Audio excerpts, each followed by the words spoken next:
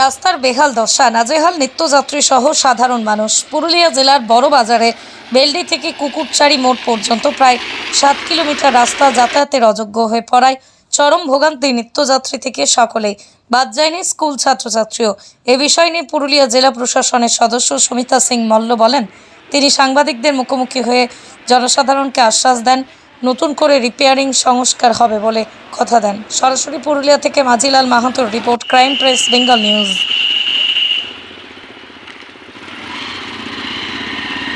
সব মানুষ রাস্তা বহুত অসুবিধা, গাড়া হয়ে গেছে, আরো গাড়া হচ্ছে বর্ষায়। দীর্ঘদিন ধরে বর্ষায় গাড়া হচ্ছে। আপনার পরিচয়? গাড়ি নাম?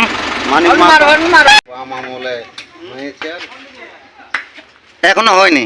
কতদিন ধরে এই রাস্তার বেহাল অবস্থায় পড়ে রয়েছেন? রাজা রাজেশ্বরে কথা আচ্ছা, বর্তমানে এখানে কার শাসন চলছে?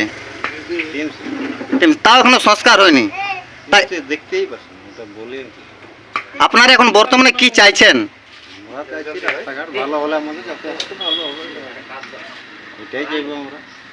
আচ্ছা, এখানে কোন কোন গ্রামের এই রাস্তা দিয়ে পারাপার করেন? এটা মেন টাটার, এটা মেন রাস্তাটা এটা পড়ছে এখন। আচ্ছা, এখন আপনারা বর্তমানে কি চাইছেন? আমরা চাইছি রাস্তাঘাটটা ভালো করে হোক, যাতে করে জনগণের না অসুবিধা হয়। আর কি বলবো, যাতায়াতের সুবিধা হয়ে যাবে। আপনার পরিচয়? আমার পরিচয় স্থানীয় এই মোড়ের বাসিন্দা। যে বেহাল অবস্থা পড়ে রয়েছেন, আপনি বাসের একজন ড্রাইভার হিসেবে আপনি কি বলতে চাইছেন? সাধারণ ড্রাইভার হিসাবে বলতে চাই যে রাস্তাটা যেমন যত জলদি হয় তাড়াতাড়ি, এটা বলতে চাই আমি।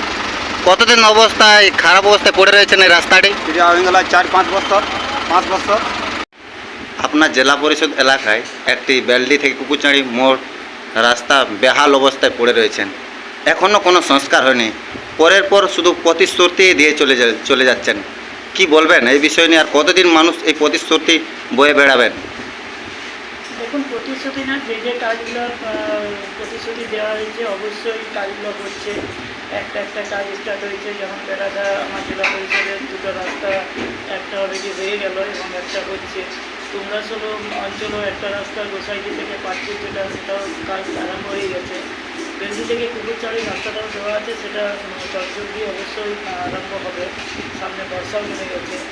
আমার বড়বাজার এলাকাতে অনেক কাজ দেওয়া হয়েছে। আমার 4টে জেলা পরিষদে যে অঞ্চল আছে প্রায় কাজ সব এলাকাতেই চলছে।